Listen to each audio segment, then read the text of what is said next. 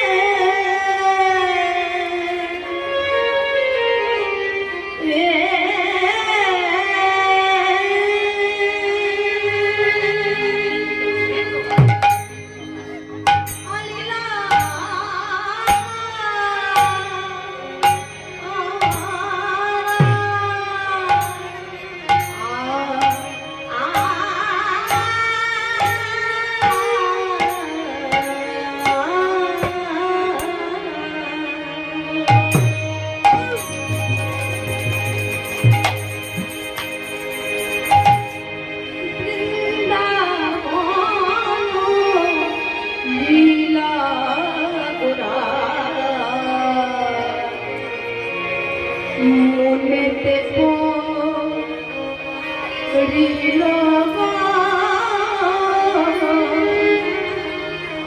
বৃন্দাবন লীলা গোরা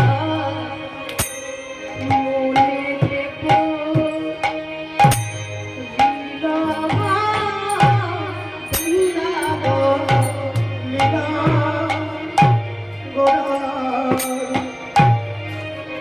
মনেতে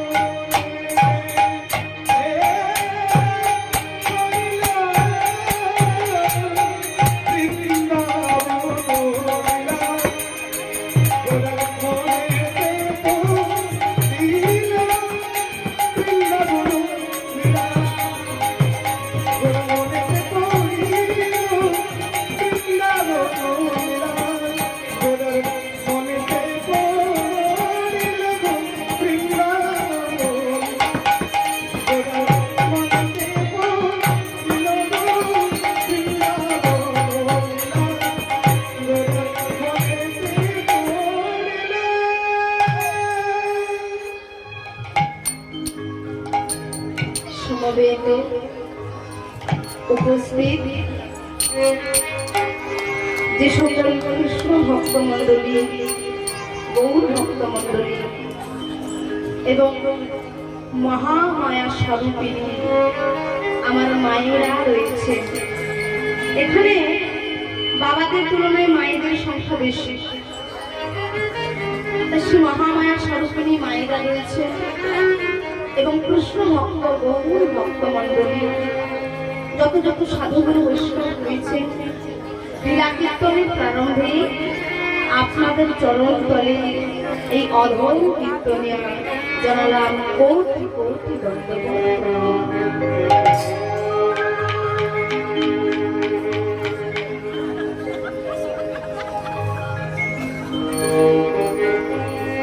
তারপরে জানাই শিক্ষাগুরু দীক্ষাগুরুর চরণে প্রণাম এবং মাতা পিতার চরণে কোটি কোটি তবে বাবা, আজ আমরা সবাই মিলে বড় আনন্দ সহকারে এখানে সবাই মিলে উপস্থিত হয়েছি। জানার কৃপাতে, জানার করুণায় তিনি হলে এই গৃহকর্তা। এনার নাম আর নিচ্ছি না, আপনারা সবাই জানেন, নন্দগোপাল প্রভু মহাশয়।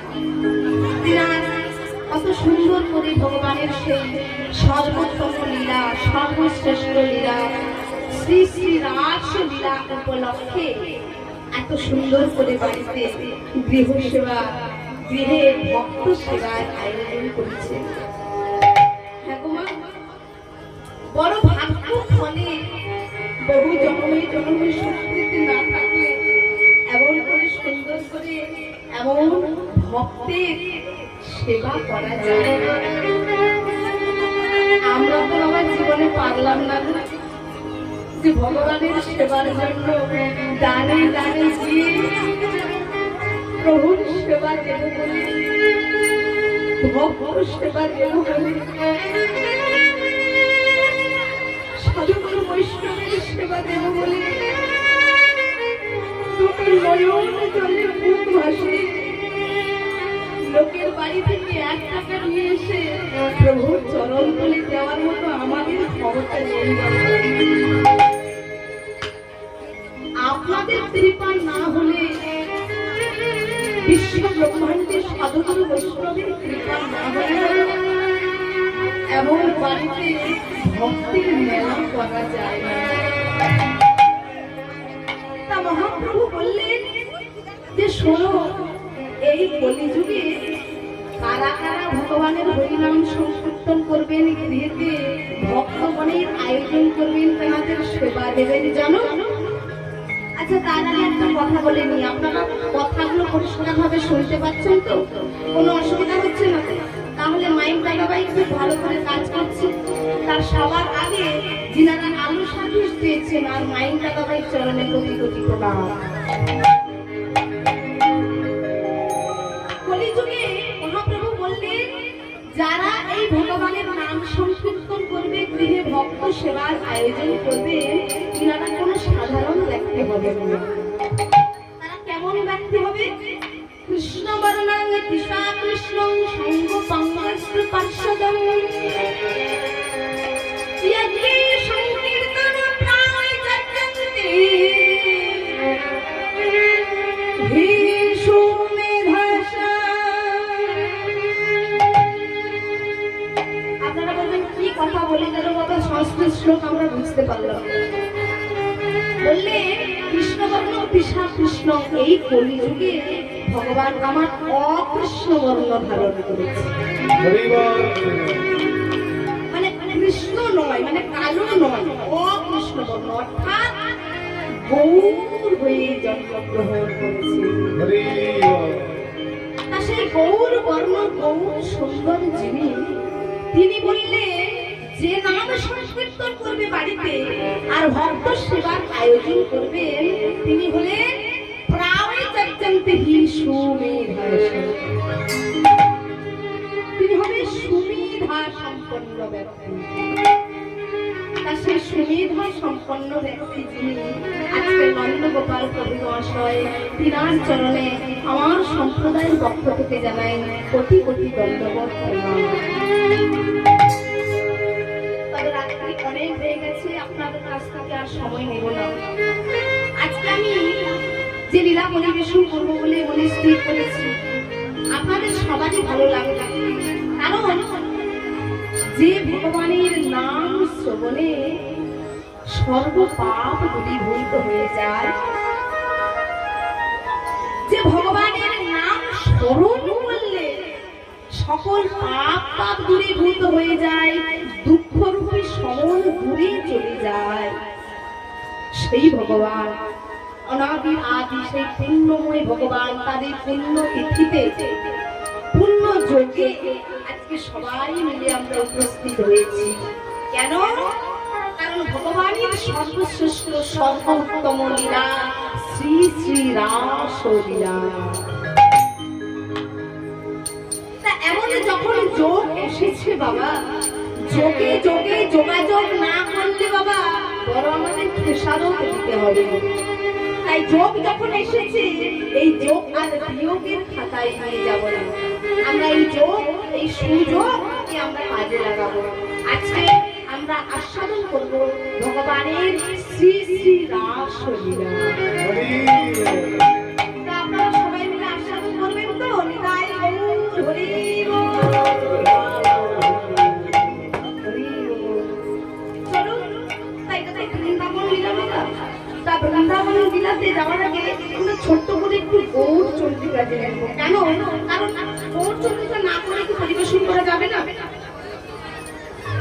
যাবে, কিন্তু বাবা অপরাধ হয়েছে। ওর চরিত্রটা যদি ঠিক ভাবে বর্ণনা না করা যায়, লীলাটা কিন্তু ঠিক ভাবে আমরা বর্ণনা করতে পারবো না। ওর চরণে অপরাধ হয়ে যাবে।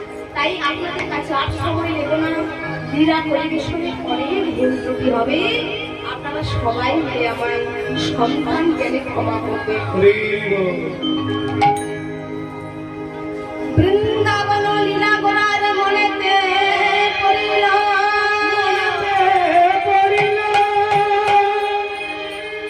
যমুনার ভাব সুর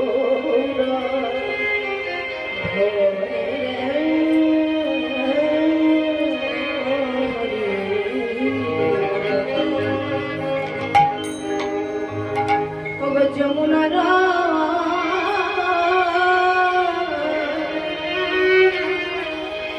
ভাবা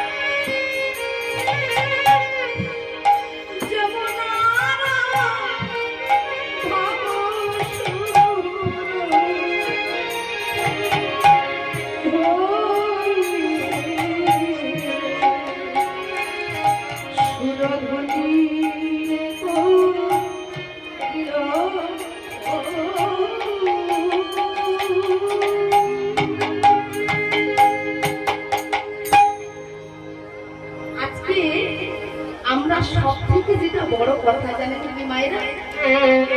আমরা লীলা সবাই শ্রবণ করবো ঠিক কথা, কিন্তু বড় ব্যাপার হলো আমরা সবাই ভগবতী দেবীকে আশ্রয় করে লীলাটা শ্রবণ করব। আপনারা সবাই জানেন এক সংখ্যা, সবাই জানেন এক। তা একের পেছনে যদি একটা শূন্য বসানো হয় তাহলে কত হয়? তারপরে আবার একটা শূন্য দিন, আবার একটা শূন্য দিন, আবার একটা শূন্য দিন, আবার একটা শূন্য দিন। দেখেছেন? একের পেছনে আপনি যত শূন্য দিয়ে যাবেন সংখ্যার ভ্যালুয়েশন, সংখ্যার মান কত বেড়ে যাবে।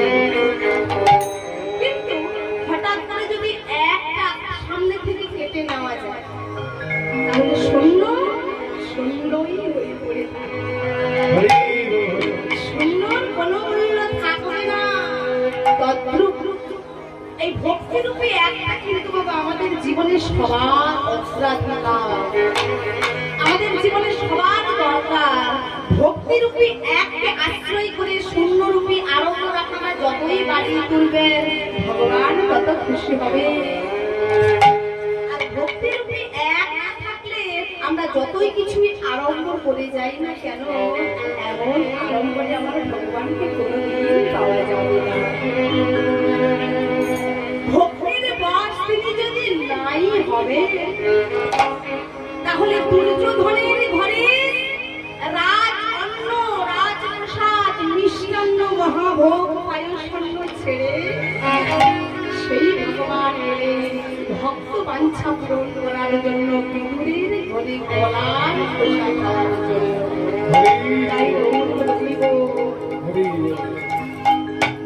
তাই এমন ভগবান আজকে সেই ভগবান লীলা প্রকাশ করার জন্য যখনই নদিয়া নবদ্বীপ ধামে এলেন, ওই পদকর্তা এক পাশে দাঁড়িয়ে বললেন, দেখো গো দেখো, আজকে মহাপ্রভুর কোনো জ্ঞান নেই। কেন জ্ঞান থাকবে? মহাভাবে বিভাবিত হয়েছে। কারণ রাধা পূর্ণ শক্তি, কৃষ্ণ পূর্ণ শক্তিমান। দুই বস্তু ভেদ নাই শাস্ত্রে। রাধা কৃষ্ণ একই আত্মা, দুই দেহ ধরি অনন্য বিলাস রাস আস্বাদন করি। এবে দুই দেহ আমার চৈতন্য গোসাই আপ রস আস্বাদিতে তোরে হইলে এক সেই যে পূর্ণ শক্তিমান দুজন মিলে এসেছে গৌর বলি আমার, রাধা কৃষ্ণ মিলিত তনু আমার গৌর বলি। এমন ভাব, কখনো কৃষ্ণ ভাব, কখনো রাধা ভাব, কখনো কোন ভাবের উদয় হয় কেউ জানে না বাবা। যিনি কৃষ্ণ প্রেমীর পরম পরাকাষ্ঠা শিরোমণি, সেই কৃষ্ণ প্রেমীর পরম পরাকাষ্ঠা শিরোমণি একদিন রায় রামানন্দকে, স্বরূপ দামোদরকে জড়িয়ে ধরে কি বলছে জানে? ওগো স্বরূপ, ওগো রামানন্দ, জানো জীবনে আমার সবই হলো, কিন্তু আমার জীবনে কৃষ্ণ হলো। আমি জীবনে সব কিছুই করে গেলাম, যিনি কৃষ্ণ প্রেমের পরম পরাকাষ্ঠা শিরোমণি, তিনি বলছে আমার জীবনে সব হলো, কিন্তু আমার জীবনে কৃষ্ণ ভজন হলো না। এমনই পণ্ডিত নবদ্বীপের মাঝে সে তার জ্ঞান নেই, জ্ঞান শূন্য হয়ে ছুটে চলেছে নবদ্বীপের সুরধনী গঙ্গার দিকে। আর সুরধনী গঙ্গার দিকে ছুটতে ছুটতে গিয়ে ডাক দিয়ে উঠছে, ও গো যমুনা,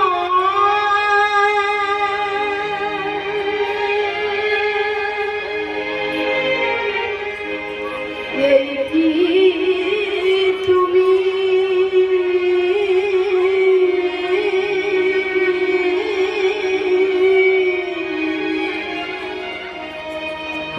সেই যমুনার প্রবাহে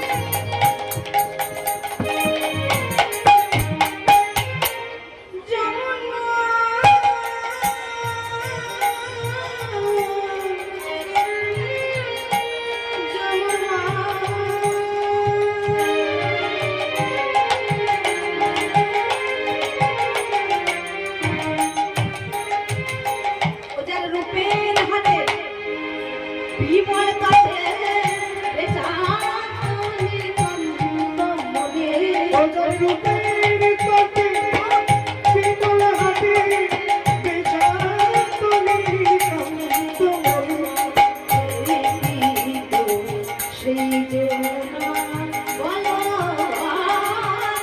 ও যমুনা তুমি কি গো সেই যমুনার প্রবাহে বলো বলো ও যমুনা তুমি কি সেই যমুনা ও যমুনা বলো বলো তুমি যদি সেই যমুনাই হবে তাহলে তুমি আছো তারা কোথায় তারা কোথায় মহাপ্রভু বলছেন তারা কোথায় কাদের কি বলছে না শোনো নপুরাধন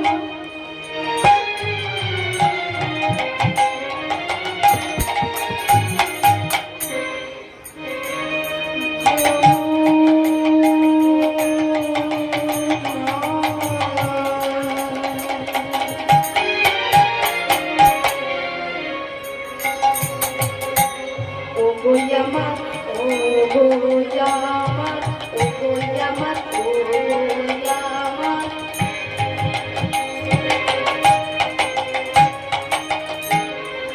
Oyamar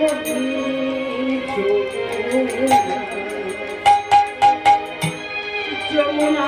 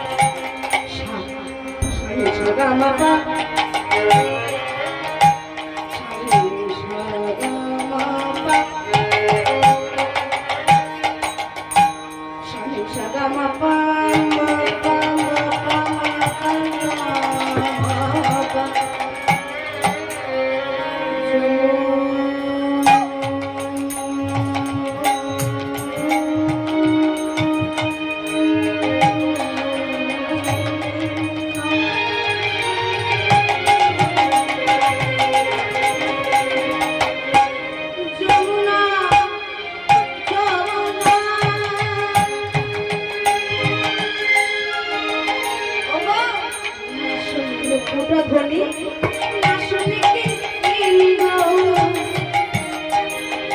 না শুনিকে পুরো ধ্বনি না শুনিকে গো না শুনিল পুরো ধ্বনি না শুনিলে গো আর মধুর হাসে আর শুনি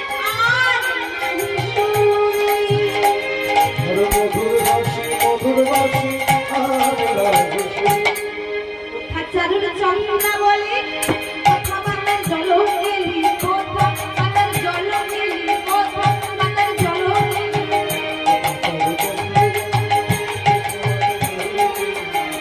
কথায় রাজ বিহারী বংশীধারী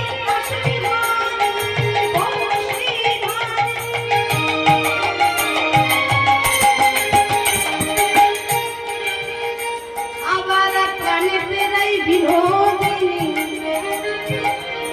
যমুনা ও যমুনা তুমি কি গো সেই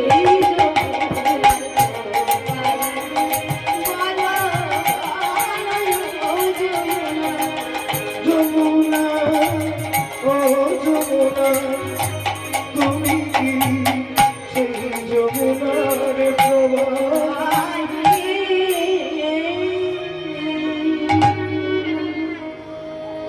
আজকে মহাপ্রভু আমার সুরধ্বনি গঙ্গাকে দর্শন করে ছুটতে ছুটতে যমুনা বলে সম্বোধন করে উঠছে, বলো বলো ও যমুনা, আজ তুমি আছো তারা কোথায়? তারা গো, কাদের কথা বলছে? ওই যমুনা, ওই সুরধুনি গঙ্গার ধারে ফুলের বন দর্শন করে সেই ভাবের কথা, বৃন্দাবনে লীলার কথা মনে পড়েছে। ফুলবন ঘেরে বৃন্দাবনের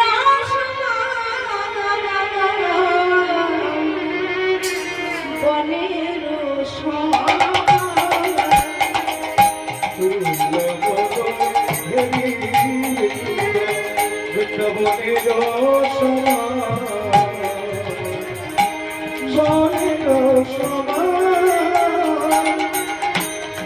সহচর বনপতি পদে অনুমা, পদে অনুমা, সহচর বনপতি পদে অনুমা, পদে অনুমা। সমস্ত সহচর বর্গ রয়েছেন, যে পারিষদ বর্গ রয়েছে, তাদেরকে ভাবছে, তাদেরকে দেখে বলছে ভাই এরা হচ্ছে গোপী। তাহলে ফুলবন দর্শন করে বৃন্দাবনের কথা মনে পড়েছে, আর ওই পার্শ্বদ বর্গকে দেখে তার গোপীর ভাব মনে পড়েছে, আর সুরধুনি গঙ্গাকে দেখে তার যমুনার কথা মনে পড়েছে। যখনই এমন হচ্ছে, এমন ভাব দর্শন করে মহাপ্রভু আবার আনন্দে আপ্লুত হয়ে নৃত্য করতে শুরু করলেন। আপনারা সবাই খুব ভালো লাগছে, এক মন হয়ে মিউজিকতে আপনারা শ্রবণ করছেন। কিন্তু মায়েরা বাবারা, আপনারা জানেন যেটা একটু অভাব হয়ে যাচ্ছে। আপনারা হলে ফলে দিচ্ছেন, দুটো হাত তুলছেন, কিন্তু ওই হলি ধ্বনির সঙ্গে যে শঙ্খ ধ্বনি আর উলু ধ্বনিটা দিতে যাবে, আপনারা কিন্তু ভুলে গেছে, তাই না? জানেন তো? সবাই মিলে বিদায় গৌর হরি বল। আপনারা সবাই জানেন, তথাপিও আপনারা লুকিয়ে রেখেছেন। চলুন আর দেরি করবো না, বামে পিঠে কথা ধর, আমার দক্ষিণে নেতা, আমার গ্রামের প্রিয় গদাধর, দক্ষিণে নিতা, মধ্যে মধ্যে নৃত্য করে গৌরাঙ্গ গোসাই। মধ্যে মধ্যে নৃত্য করে গৌরাঙ্গ গোসাই। মধ্যে মধ্যে নৃত্য করে গৌরাঙ্গ গোসাই। আবার মধ্যে মধ্যে নৃত্য করে গৌরাঙ্গ গোসাই। গৌরাঙ্গ নাচছে, নাচিছে, বাবা বেশে প্রভু আমার, আমার গৌরাঙ্গ নাচিছে, আনন্দে আপ্লুত হয়ে গৌরাঙ্গ নাচে। গৌরাঙ্গ মহাপ্রভু নাচছে। আর গৌরাঙ্গ মহাপ্রভু নাচার সাথে সাথে আর সবাই নাচছে, কিন্তু একজন বিশেষ ব্যক্তি, সেও আজ নাচছে কেমন ভাবে জানেন? হুঙ্কার করে গর্জন দিয়ে দিয়ে সে নৃত্য করছে। আমার অদ্বৈত নাচিছে, অদ্বৈত নাচিছে, আমার অদ্বৈত নাচিছে, আমার অদ্বৈত নাচিছে, নাচিছে, নাচিছে, অদ্বৈত নাচিছে। হুঙ্কার বর্জন করি, আমার অদ্বৈত নাচিছে, হুঙ্কার বর্জন করি, এনেছি এনেছি বলে গর্জন করি, অদ্বৈত নাচিছে, ওঙ্কার গর্জন করি, অদ্বৈত নাচিছে। হুঙ্কার বর্জন করে বলছে আমি এনেছি এনেছি এনেছি, তাই তোমরা সবাই মিলে পেয়েছো, আমি এনেছি বলে তোমরা সবাই পেয়েছো। তাহলে এই যে লীলাটা বাবা গৌর হরিকে আনলেন যিনি কলিযুগে, তিনি হলেন অদ্বৈত আচার্য। তা তিনি তিন যুগে বাবা দেবাদিদেবকে ভোলানাথ, এই কলিযুগে তিনি হয়ে গেলেন অদ্বৈত আচার্য। কেন? গোলক বৃন্দাবনে প্রত্যেক দিন ভগবানের অপ্রাকৃত লীলা হয়, নিত্য লীলা হয়, যে লীলা বাবা এখনো পর্যন্ত হচ্ছে, আগে হয়েছে এবং ভবিষ্যতেও হবে। তাকে হচ্ছে নিত্য লীলা, ভগবানের অপ্রাকৃত লীলা।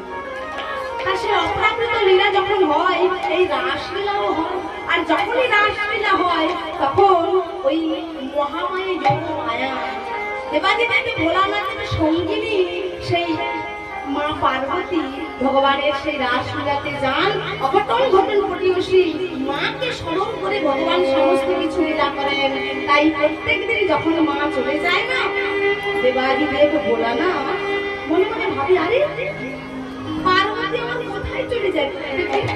না না না, এটা কোনো ভালো লক্ষণ নয়, আমাকে জানতে হবে কোথায় যায়, কেন যায়। কিন্তু যখনই তিনি খোঁজ খবর করে জানতে পারলেন যে পার্বতী অন্য কোথাও নয়, তারই আরাধ্য ভগবান অনাদির আদি গোবিন্দ ঈশ্বর পরম কৃষ্ণ সৎচিৎ আনন্দ বিগ্রহ অনাদির আদি গোবিন্দ সর্ব কারণ তিনি করেন লীলা। সেই লীলার সঙ্গে ওই মহামায় যোগমায়ও যান, তার স্ত্রী পার্বতীও যান। সেই লীলা দর্শন করার সৌভাগ্য তার স্ত্রী লাভ হয়েছে। কিন্তু অবাধ বিষয়, আমার স্ত্রী ভগবানের লীলা দর্শন করছে আর আমি কি পারবো? ওরে নন্দী, ওরে ভৃঙ্গি, শোন, তোদের চুপি চুপি একটা কথা বলতে আয়, আমার কানের কাছে আয়। কানের কাছে গিয়ে ফিসফিসে বলছে, ওরে শোন, তোর মা যখন আজ রাত্রিবেলায় বেরিয়ে যাবে না, তোর মায়ের আঁচলে একটু সিদ্ধি বেঁধে দিবি, সিদ্ধি। আর ওই সিদ্ধি যখন ছড়াতে ছড়াতে যাবে, ওই গন্ধটা আমার খুব চেনা। ওই গন্ধ অনুসরণ করতে করতে আমি আসল গন্তব্যস্থানে পৌঁছে যাব। মহাদেবের কথা অনুযায়ী কাজ হয়েছিল। আর সেই দিনই মাতা পার্বতী দেবী সেই ভগবানের লীলা দর্শনের জন্য সৈন্য করে চলেছে। ওড়নাটা মাথায় দিয়ে নেচে নেচে যাই গো, নেচে নেচে যাই গো, নেচে নেচে যাই গো, নেচে নেচে যাই গো, নেচে নেচে যাই গো, নেচে নেচে যাই গো। কোথায় সে চিন্তা মনে মুরলি বাজায়, কোথায় সে চিন্তামণি মুরলি বাজায়, কোথায় সে চিন্তামণি মুরলি বাজায়। নেচে নেচে যাই গো, নেচে নেচে যাই, ও নেচে নেচে যাই গো, নেচে নেচে যাই। নেচে নেচে যখনই পার্বতী দেবী চলেছে, পার্বতী দেবীকে অনুসরণ করতে করতে মহাদেবও পৌঁছে গেছে। আর সমস্ত গোপীগণ বাবা ঘোমটা দিয়েছে। কিন্তু বাবা যেই রাসস্থলীতে পৌঁছে গেছে, জানেন ওই রাস চক্রটা আর ঘুরছে না। ভগবান মনে ভাবেন, কোন পুরুষ মানুষ যদি রাসস্থলীতে প্রবেশ করে, তখন রাসস্থলীটা ওই রাস চক্রটা ধরে না।